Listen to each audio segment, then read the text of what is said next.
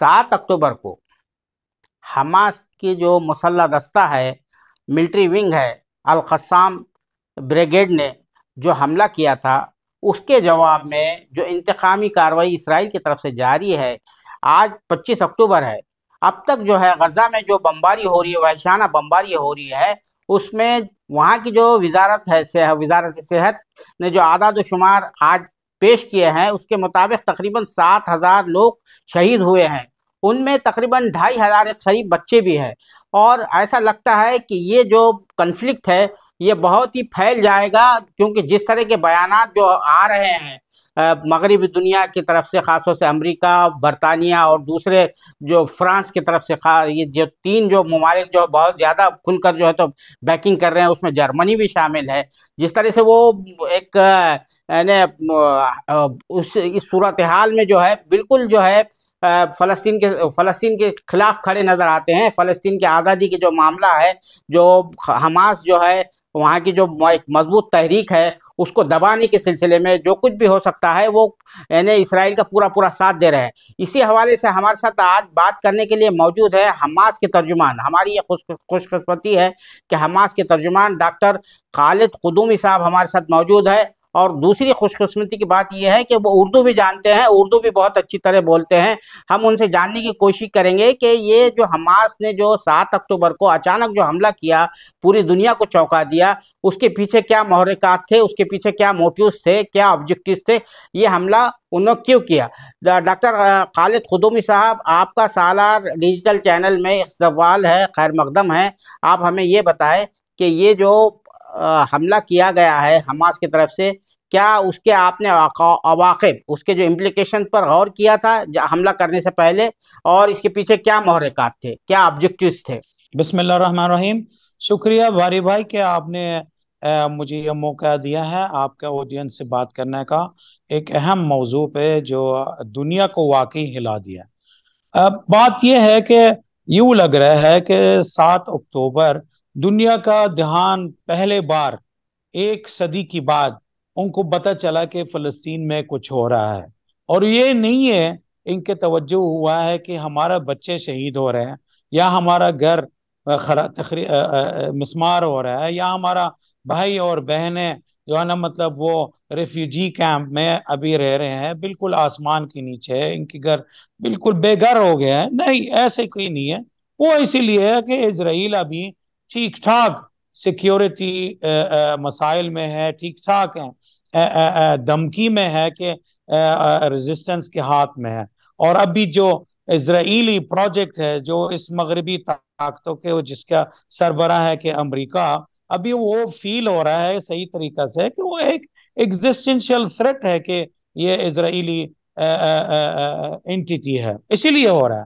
तो हमने ये जो तूफान अल अक्सा को जो हमने शुरू कर दिया है, 75 साल का इंतजार में थे कि आया है कि ये इस हिपोक्रेसी जो इंटरनेशनल कम्युनिटी में हो रहा है, जो आपने फरमाया है कि जी वो इसराइल का साथ देते रहे, और इन्होंने ये कभी भी इन्होंने कोई ऐसे काम नहीं किया है जिसमें हमारा लेजिटिमेट राइट्स है, जो इंटरनेशनल ऑर्गेनाइजेशंस है, यूनाइटेड नेशन ने हमारा हक में भी बोला है कि उसको इम्प्लीमेंट किया। आपको पता है बारी भाई, जब से ये इजरायली ऑक्यूपेशन शुरू हुआ है 1948 में, 48 से आज तक तकरीबन के हंड्रेड्स ऑफ रेजोल्यूशंस है इसराइल के खिलाफ जारी किया, मगर अनफॉर्चुनेटली हमेशा अमेरिका एक वीटो हाथ में खड़ा किए। और अभी रिसेंटली तकरीबन यूनाइटेड नेशन में एक यूनानिमस स्टैंड से इसराइल के खिलाफ है, लेकिन अमेरिका तो फौरन रेडी है कि इस वीटो को यूज करके और चौपर कर देते हैं सारी इंटरनेशनल एफर्ट्स है। लिहाजा हमारे पास है कि फिलिस्तीनी होते हुए हमारे पास दो सिनारियोज है, दो रास्ता है। एक रास्ता है कि वो इंटरनेशनल कम्युनिटी आकर और इस डिप्लोमेटिक प्रेशर लगाकर और इस ऑक्यूपेशन को खत्म करें। आपको पता है कॉलोनियल एरा से, जो सेकंड वर्ल्ड वॉर की बाद एक ही कॉलोनियल पावर अभी तक हमारा 21st सेंचुरी में है, वो इजरायली रिजीम है। क्यों दुनिया अभी तक इसको टोलरेट कर रहे हैं? वाई?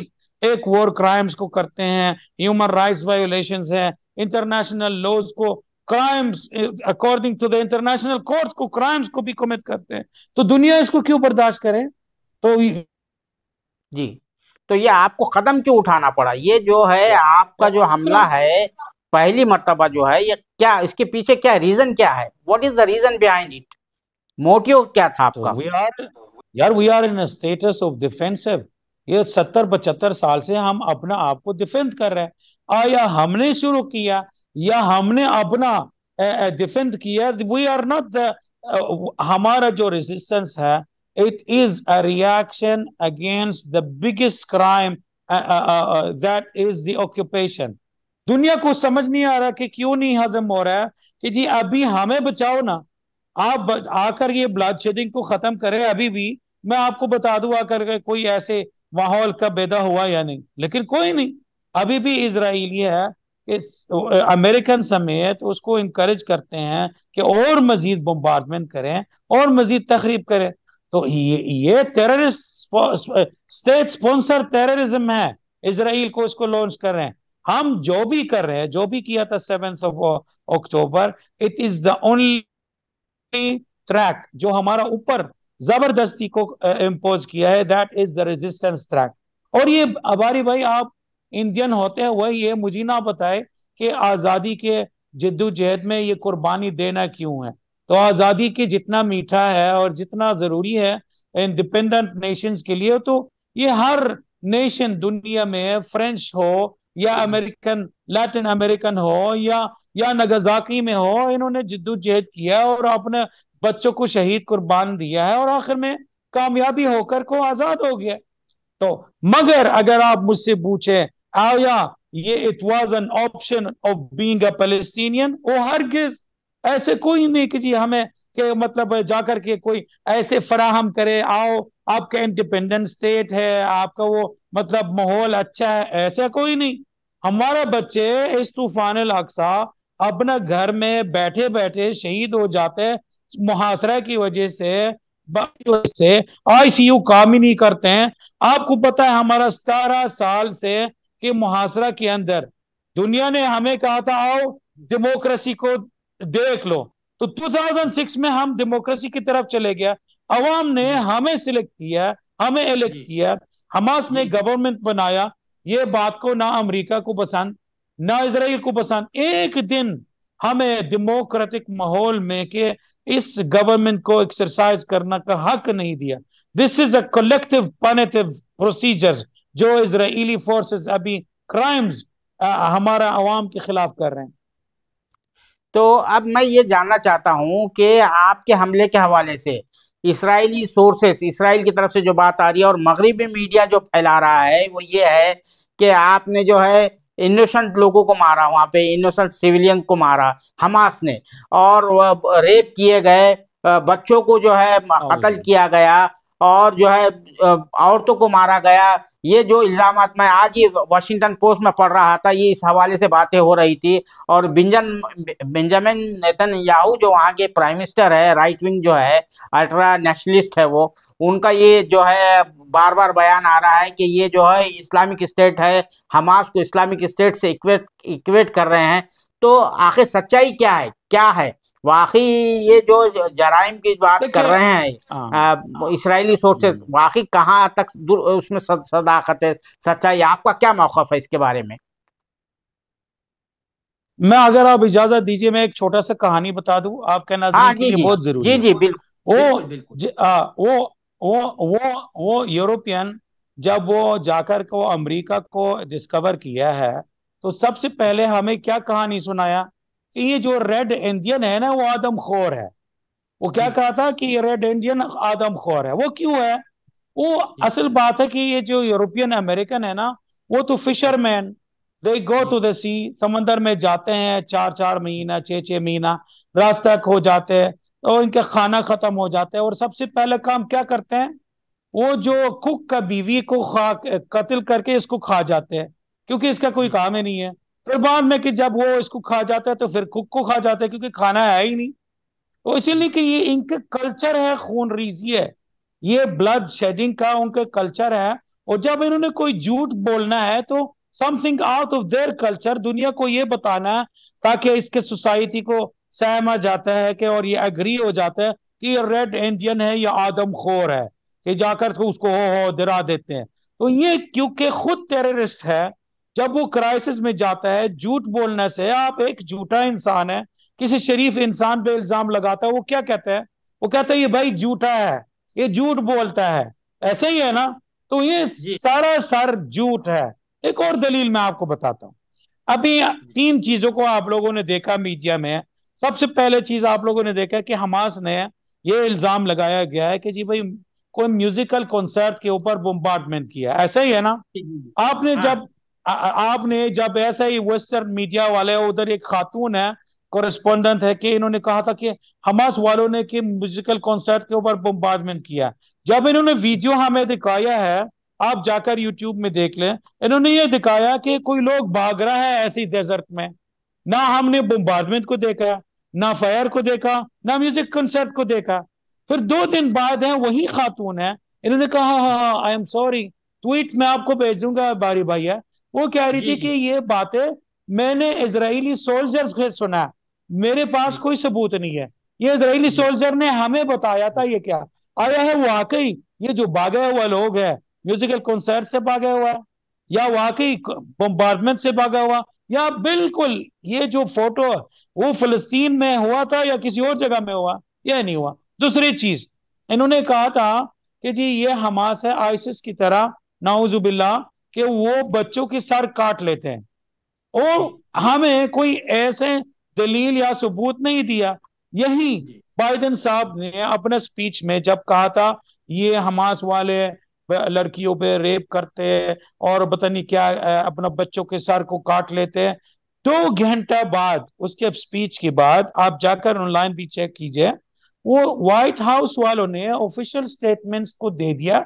इन्होंने कहा जो भी बाइडेन ने बताया है, एक्चुअली इन्होंने बाइडेन से इन्होंने नेतन्याहू से सुने, वो भी जी टेलीफोनिक कॉल से। हमारे जी पास कोई ऐसे तहकीकात या कोई ऐसे सबूत है ही नहीं है जो ये बात को बता सकते हैं। ये तो अपने इनके मुंह से आपने आपने सुना। तीसरी बात, जी जब एनिमी क्राइसिस में होता है ना, अपना जी क्राइसिस को से निकलना चाहिए, क्योंकि देखिए सैफुल कुद्स से जो जो 2-3 साल पहले के हमारा ये जो जंग इसराइलियों के खिलाफ है, अल कुद्स के नाम पे जब इनके सेटलर्स जाकर वो मस्जिद अक्सा में इंकर्शन करना का और मस्जिद अक्सा के हरमती को बेहरमती करना चाहते थे, तो इन्होंने यही कहा था, सेम सेम ये एलिगेशंस कर दिया।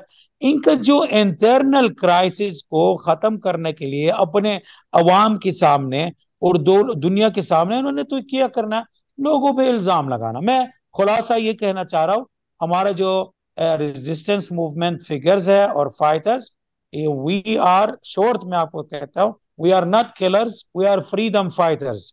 हमें कोई ब्लड शेडिंग के कोई कोई जरूरत नहीं है। और आपने जाकर उन खातूनों से, जो इनके जो इजरायली खातून है, अमेरिकन खातून, जो इनको हमारा के फाइटर्स ने इनको रिहा कर दिया, उनके इंटरव्यूज को जाकर देखे, वीडियोस जो हमने रिलीज किया, कैसा हमने अच्छा सलूक करते हैं अपना प्रिजनर्स के साथ, इस्लामी जो है हम रवैया दिखाया। अपने इनमें हम और यार हम अब दुश्मन की तरह हम अपने इंसानों के साथ ऐसा डील नहीं करते, पता है वारी भाई? अभी ना जी मुसलमान, ना क्रिश्चियन, ना यहूदी बचा हुआ है इस इजरायली जी हमलों की वजह से। चर्च जी के ऊपर हमले करते हैं, मस्जिदों के ऊपर हमले करते हैं। अभी आपको पता है 22 इजरायली सिविलियन जो जी हमास के कब्जे में है, जी इजरायलियों ने इसको बोम्बार्डमेंट के साथ मार दिया है। और उनमें जी से एक प्रोड्यूसर है, फिल्म प्रोड्यूसर है वो जी इजरायली का, वो जी इजरायली फौज ने चूंकि इनडिस्क्रिमिनेट बोम्बार्डमेंट करते हैं, जी घरों के ऊपर है, पता नहीं मस्जिदों के ऊपर है, हॉस्पिटलों के ऊपर, they killed 22 of their own citizens with their ji own jets. This is Israel and this is America. They are ji state sponsoring terrorist organizations and countries. तो ये जो है इतना कत्ले आम हो रहा है वहां पर जो है रोजाना बमबारी हो रही है, उसका बमबारी का सिलसिला रुकने का नाम नहीं ले रहा है। अब वो इसराइल ये भी मंसूबा कर रहा है कि वहाँ पे फौज आके खड़ी हुई है, जो है जमीनी कार्रवाई होने वाली है वहाँ पर, जो है यानी मिलिट्री एक्शन होने वाला है। अब तक तो वो ऊपर से जहाजों से जो है तो बम बरसा रहा था, अब वो जो है दाखिल होना चाहता है उसके अंदर। लेकिन जो है अरब ममालिक का रवैया, मुस्लिम ममालिक का रवैया, आप उसको किस तरह से देखते हैं? खासतौर से जो अरब कंट्रीज है उनका जो रवैया है इस मसले के सिलसिले में, क्योंकि अगर वो अरबों का रवैया, मुस्लिम ममालिक का रवैया फलस्तीन के तई बहुत अच्छा होता, मजबूत होता, तो ये नौबत जो है, ये सूरत हाल ही पैदा नहीं होती। आप क्या, किस तरह से आप उसको देखते हैं, असिस्ट करते हैं, ये जो अरब ममालिक है आपके अतराफ में, जो अरब ममालिक है? देखिए, अनफॉर्चुनेटली कि देर इज अ डाइकॉटमी, एक दरार है कि अवाम के स्टैंस और ऑफिशियल स्टैंस में है। देखिए, अगर आप हिसाब किताब कीजिए कि ओआईसी, अरब लीग और नैम, नॉन अलाइंड ऑर्गेनाइजेशन को जमा तफरीक करके पता चला कि सारी दुनिया आपका साथ देना चाहिए, ऑफिशियल स्टैंस है। सब फलस्तीन का नाम लेते हैं, सब वो फलस्तीन के लेजिटिमेट राइट्स के बारे में बात करते हैं, लेकिन जब इम्प्लीमेंटेशन की तरफ जाते हैं वी डोंट सी एक्चुअल के जो जो दम होना चाहिए ना ऑफिशियल स्टैंड में, वो नजर नहीं आता। अवाम का तो आपने देखा, अवाम इवन हार्वर्ड यूनिवर्सिटी अमेरिका में 50 मेजर सिटीज में आज मुजाहरे हो रहे हैं इसराइल के खिलाफ और फलस्तीनियों के हक में निकले हुए हैं कि वो नॉन मुस्लिम है, नॉन अरब है। वो कौन इस जुल्म और इस बर्बरियत को बर्दाश्त कर सकते हैं? लंदन के अंदर है, फ्रांस में, जर्मनी में, और हमारा के दीगर अरब और मुसलमानों वाले इंडिया में मैंने देखा मिलियन मार्च चल रहा है, फलस्तीनियों के रायत के हक में बोल रहे हैं। तो इसी तरीके से कि ये जो ऑफिशियल स्टैंड है बारी भाई, इट्स वेरी वीक। अभी हमें वो जो ऑब्सोलीट पॉलिटिकल अप्रोच जो था उसको भूल जाना चाहिए। ये जो two state solution, one state solution, वो एक्चुअली इजरायली ने, ट्रंप ने, जो पहले साबिक सदर है अमेरिका का है, वो इन्होंने सब कुछ को खत्म कर दिया। इन्होंने कहा there is nothing called two state solution, there is nothing called one state solution, there is only one Jewish state. वो फलस्तीनियों का कोई हक नहीं जीना का। आप खुद तस्वर कीजिए, ये ये पॉलिटिकल स्टैंड की बहुत सख्त जरूरत हमें है कि इस अरब और मुस्लिम ममालिक से और हमारा दोस्त ममालिक से कि दुनिया से इसके अलावा है अभी जो फौरी तौर पर के इसकी सख्त जरूरत है कि ये रफह क्रॉसिंग गेट को खोल जाना चाहिए मेडिकल इमदाद के लिए और ह्यूमैनिटेरियन एड के लिए। दुनिया ने सब कुछ जमा करके हंड्रेड्स ट्रक्स को जमा हुआ है कि इन द इजिप्शियन साइड, ताकि वो परमिशन मिले। And it's a silly joke जब इन्होंने के 20 ट्रक्स के लिए रफा गेट को क्रॉस करना। आपको पता है बारी भाई कि एम्बार्गो के अंदर है 17 ईयर्स से। हमारा मिनिमम नीड्स जो होता है ना, मिनिमम नीड्स में कह रहा हूं, वो 500 ट्रक्स डेली अंदर आते थे, 500 ट्रक्स। यानी आप 16-17 दिन की बारी में you are talking about 10,000 truck का मिनिमल नीड, वो भी एम्बार्गो और सीज के अंदर से। अभी इन्होंने 20 ट्रक्स को और पता नहीं कितना ट्रक्स को अंदर आना दिया। यानी यानी इवन जनरल सेक्रेटरी के यूनाइटेड नेशन का वो इस चीज को बर्दाश्त नहीं कर सका और आखिर में इसका जो सॉलिड स्टैंड दे दिया है कि जो इसराइल गजा में कर रहा है वो बर्बरियत है और वो कंडेम्ड हो और वो हमें के इसको रोकना चाहिए। जिसकी वजह से कि ये जो इसराइल फॉरेन मिनिस्टर के इसको कहा कि ये गैर जिम्मेदार स्टेटमेंट है और इसको रिजाइन। आप इमेजिन करें इनकी बदमाशी किस तरह पहुंचे हुआ है कि पॉलिटिकल माहौल को पोल्यूट करते हैं, डिप्लोमेटिक माहौल को पोल्यूट करते हैं कि इसराइली ऑफिसर जाकर यह कहना है कि जी यूनाइटेड नेशन का जनरल सेक्रेटरी को इस्तीफा देना है। कितनी बदमाशी है! आपने कहीं देखा होगा कहीं मर्तबा वो इजरायली एम्बेसडर है यूनाइटेड नेशन में, ऐसे आते हैं कि वो इसका 10 पेन हाथ में होता है, टेबल के ऊपर रखते हैं और जो भी रिजोल्यूशन से यूनाइटेड नेशन में आता है इसको ऐसे फाड़ के उसके अंदर डाल देते हैं। This is Israel. Israel is a terrorist state और हम लोग है ना फ्रीडम फाइटर्स है। वी नीड इंडिपेंडेंस, हमें आजादी की जरूरत है। हमें अपने बच्चों को कत्ल करने का कोई भी नहीं पसंद करते हैं। लिजा के ये मैं खुलासा ये बताना चाह रहा हूं, और आपसे इजाजत भी लूंगा यहाँ से, कि हमें अभी पॉलिटिकल और डिप्लोमेटिक प्रेशर की बहुत सख्त जरूरत है इसराइली गवर्नमेंट के ऊपर, अमेरिकन गवर्नमेंट के ऊपर, ताकि तिब्बी इमदाद और ह्यूमैनिटेरियन एड के लिए क्रॉस रफा क्रॉसिंग गेट को खुल जाए।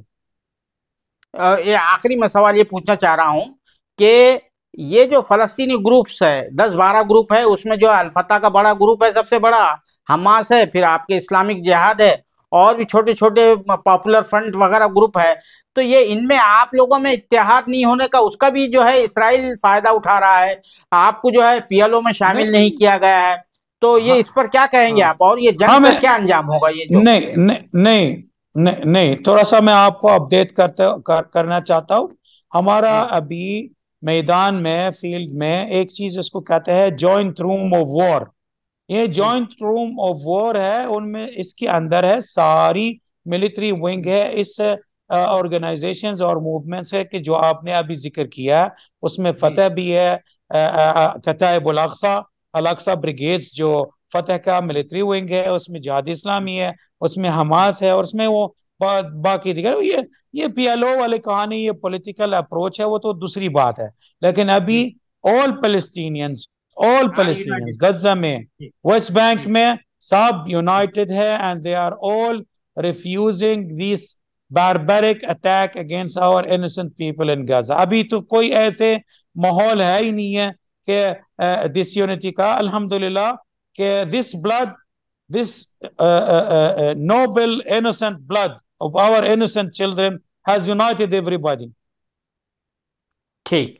बहुत शुक्रिया सारा से बात करने के लिए, डॉक्टर खालिद खुदूमी साहब। हम फिर से आपसे मुलाकात करने की कोशिश करेंगे, और वहाँ के फ़लस्तीन की ताज़ा सूरत हाल के हवाले से आपसे बात करेंगे। आपसे जानना चाहेंगे कि ये जंग का जो है आखिर नतीजा क्या निकलेगा, क्या होगा, इसके क्या वाक़ होंगे। बहुत शुक्रिया। बहुत शुक्रिया आपका। खुदा हाफिज।